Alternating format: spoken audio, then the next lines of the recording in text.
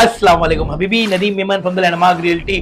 Budget friendly property देख रहे हो और अगर सहूलत पर भी चाहिए 10% डाउन पेमेंट, 90% लोन चाहिए और 1 आर के 1 BHK 1.5 BHK 2 BHK एकदम अफोर्डेबल रेट में चाहिए, बड़े कॉम्प्लेक्स में चाहिए, अच्छी अच्छी अम्यूनिटीज चाहिए तो जल्दी जल्दी आ जाओ, क्योंकि ज्यादा जानकारी के लिए आपको इस नंबर पे कॉल करना पड़ेगा। इसके साथ साथ बेनिफिट आपको मिलेगा, आइदर आप कॉइन चाहिए कॉइन लीजिए गोल्ड का, या फिर अगर आपको कैशबैक चाहिए कैशबैक लीजिए। दोनों ऑफर आपके लिए अवेलेबल है, आइदर और को ऑप्शन है। बेस्ट पार्ट है फ्री में पिकअप एंड ड्रॉप अवेलेबल, लेकिन ज्यादा जानकारी के लिए आपको इस नंबर पे कॉल करना होगा और कॉल बिजी है तो व्हाट्सएप करना होगा।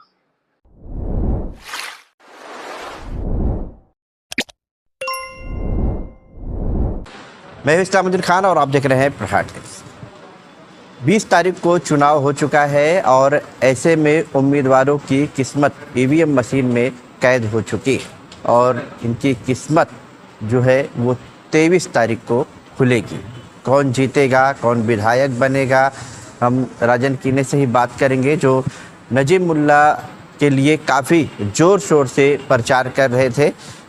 राजन दादा, क्या बताएंगे आप? ईवीएम में उम्मीदवारों की किस्मत कैद हो चुकी है, कल जो है रिज़ल्ट आएगा और आपने काफ़ी ज़ोर शोर से नजीब मुल्ला के लिए प्रचार किया, काफ़ी दमखम आपने दिखाया। अस्सलाम वालेकुम, नमस्कार।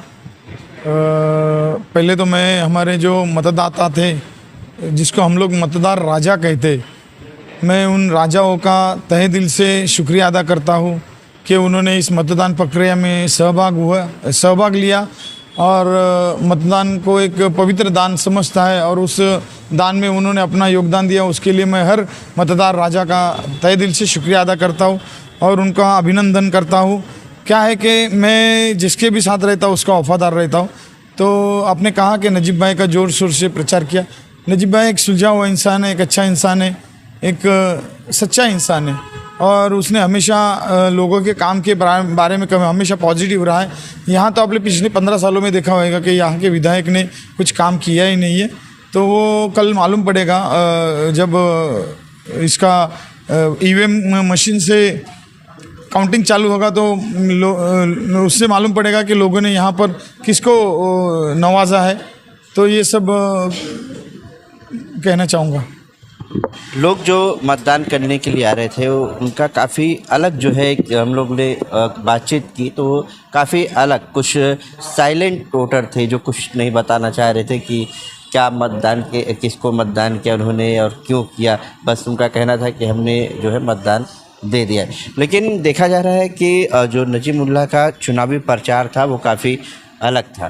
कहीं ना कहीं कलवा में अगर हम बात करें तो वहाँ पर जो है आनंद परांज पे जो है चुनाव प्रचार करे थे और मुमरा शहर में मुस्लिमों को अपने तरफ खींचने के लिए जो है नजीब मुल्ला खुद मैदान में थे और मुमरा के जो हिंदू समुदाय के लोग हैं उनको अपने तरफ खींचने के लिए आपको चुनावी मैदान में उतारा गया था। तो क्या लग रहा है जिस तरह से ये चुनावी प्रचार आप लोगों ने किए, इसका कितना फ़ायदा होगा आप लोगों को? ऐसा कुछ नहीं है कि आनंद परांज को वहाँ किया था और नजीब भाई यहाँ थे, ऐसा कुछ भी नहीं था।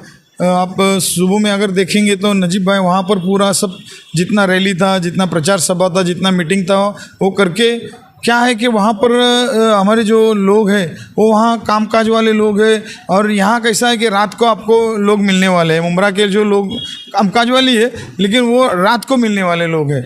तो वहाँ पर आप मुमरा में देखते होंगे जब रात होती है तो हमारे मुमरा में दिन रहता है, तो उस हिसाब से नजीब भाई रात को यहाँ टाइम देते थे और दिन भर वहाँ टाइम देते थे। और मैं भी वहाँ पर शाम को या कभी सुबह में जैसा भी जहाँ मीटिंग है वहाँ पर मैं जाकर वहाँ पर जो कैंपेनिंग करने का था, प्रचार करने का करते रहता था। और यहाँ पर तो ऐसा है कि हमारे मुमरा में तो फिर जब भी जिधर भी टाइम मिले वैसा हम लोग प्रचार करते थे। और एक आपको बात बताना चाहता हूँ कि पिछले 15 साल में लोगों, आप जिस साइलेंट वोटर की बात कर रहे थे, उस साइलेंट वोटर के चेहरे से और उनकी आंखों में मालूम पड़ रहा था कि उनका वोट किस तरफ गिरने वाला है। क्या है कि वो पिछले 15 सालों में जो यहाँ पर परेशान है, उसके बाद में जो गुंडागर्दी है, नशाखोरी है, नशे के बारे में जो यहाँ पर बच्चे लोग को परेशानी होती है, फिर बाद में आप देखेंगे सबसे बड़ा मुद्दा है टोरेंट के बारे में। इतने लोग परेशान हैं जो अपने घर भाड़ा नहीं भर सकते, उनको पहले टोरेंट का बिल भरना पड़ता है। कितने तो अगर हम लोग ने जब गए प्रचार को तो देखा कि कितने बहुत सारे घरों में लाइट्स नहीं थे, उन्होंने वो मोमबत्ती या वो जो दूसरे आती बत्ती है वो जला के रखी थी। Incoming voice call from MKT on SIM1. कि जो मुसलमान को आखिरी वक्त में एक सुकून महसूस Incoming करना voice चाहता call है, from MKT on जो, SIM1. वो होने के बाद तो कब्रिस्तान में भी Incoming आप voice देखेंगे, call from कब्रिस्तान में MKT भी on इन्होंने बहुत SIM1. बड़ा भ्रष्टाचार किया। कब्रिस्तान में भी एक मुस्लिम आदमी जब कब्रिस्तान बनाता है तो उसके जेब के पैसे जाएंगे तो वो सोचना मांगता है कि जेब के पैसे जाएंगे चलेगा, लेकिन मैं मेरे मुसलमान भाइयों को मैं कब्र में कुछ तकलीफ होने नहीं दूंगा।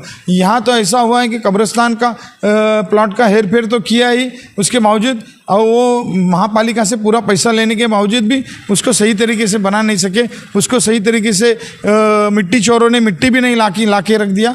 तो ऐसा जो माहौल बना था तो साइलेंट वोटर वो माहौल के पीछे चला गया। और उन्होंने अभी क्या है कि एक 15 साल होता है तो एक बच्चा भी 15 साल पैदा होता है तो 15 साल में वो भी एक समझदार लड़का बन जाता है। तो मैं समझता हूँ कि 15 साल बहुत हो गया। 15 साल में मुमरा वालों ने बहुत सहा है, गुंडागर्दी सही है, टोरेंट सहा है, भ्रष्टाचार सहा है, बहुत कुछ ऐसी चीज़ें। यहाँ तो आमदार निधि से कुछ काम भी नहीं हुआ था 15 साल में, लेकिन ये सब चीज़ों को हम लोग ने हमारे जो इस मतदार संघ के जो मतदार थे उनके सामने तक पहुँचाया। और एक ऐसा हमको विश्वास है कि वो मतदारों ने हमको साथ दिया है और हमारे एक अच्छा होनहार जो एक कार्यकर्ता है, एक पब्लिक का एक अच्छा सेवक है, वो इस कॉन्स्टिट्यूंसी का विधायक बनेगा, ऐसा मुझे विश्वास है। क्या है कि अभी तुम्हारा टेबल वहाँ है, हमारा टेबल यहाँ है। तुम्हारे टेबल पे तुमको ये मांगना मांगता है कि तुम्हारा टेबल में तुम्हारा नाम निकाल के देने को बोले। तुम हमारे टेबल पे आके हमारे लोगों को बोलेंगे मेरा नाम निकाल के दो, तो फिर तुम तो फिर खाएंगे ही ना।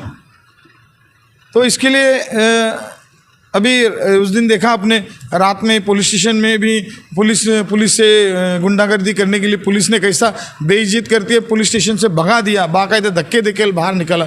तो ऐसे लोगों का अंजाम बुराई का अंजाम बुराई होने वाला। और मैं समझता हूँ कि 12 साल जिसने यहाँ इस मतदार संघ में जो बुराई किया है उसको उस बुराई का सामना करना पड़ा है। आपने देखा होगा कि गली गली मंदिर मस्जिद कैसा ऑटो के लिए हाथ जोड़ के भीख मांग रहा था। तो ये आज की तारीख में आपने देखा होगा कि अगर ये काम करता ना 15 साल में, यहाँ पर लोगों को एक अच्छा लोक प्रतिनिधि होने का अगर सब ये हो जाता था, समझ मिल जाती थी, तो लोग तुमको असर आंखों पर बिठा के तुमको चुन के लाके देते थे। लेकिन यहाँ पर लोगों के साथ तुमने जो किया है ना, वही लोग तुम्हारे साथ में करेंगे। ये परसों कल 23 तारीख को मालूम पड़ेगा।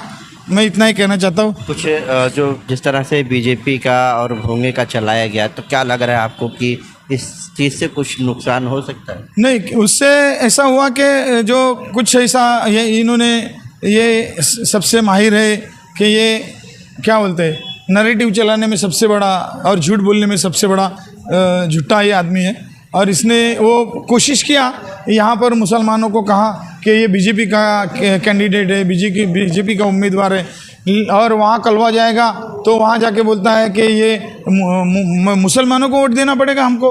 तो ये लोगों के सामने आ चुका था और लोगों ने इस चीज़ को नकार दिया है कि ये हमेशा कोई ना कोई नैरेटिव फैलाने का काम करता है।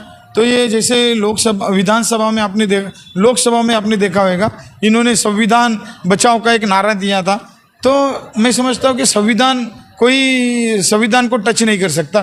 तो इसके लिए ये जो इसने नैरेटिव फैलाने का, मैंने कलवा की मीटिंग में कहा था कि ये महाराष्ट्र में अगर सबसे बड़ा कोई नेता है नैरेटिव फैलाने में या महायुति को डैमेज करने वाला, तो उस के बारे में ध्यान रखना चाहिए महायुति को।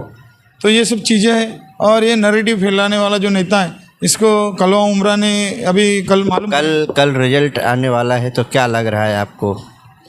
क्या लग रहा है कि मैं नजीब भाई को पहले ही शुभेच्छा दे चुका हूँ। यहाँ पर हमने जो हमारी परंपरा रही है, शाखा के ऊपर पटाखे लगा के वोटिंग के दिन, वोटिंग ख़त्म होने के बाद हम लोग शाखा पे पटाखा लगा के हम लोग जल्लोश करते।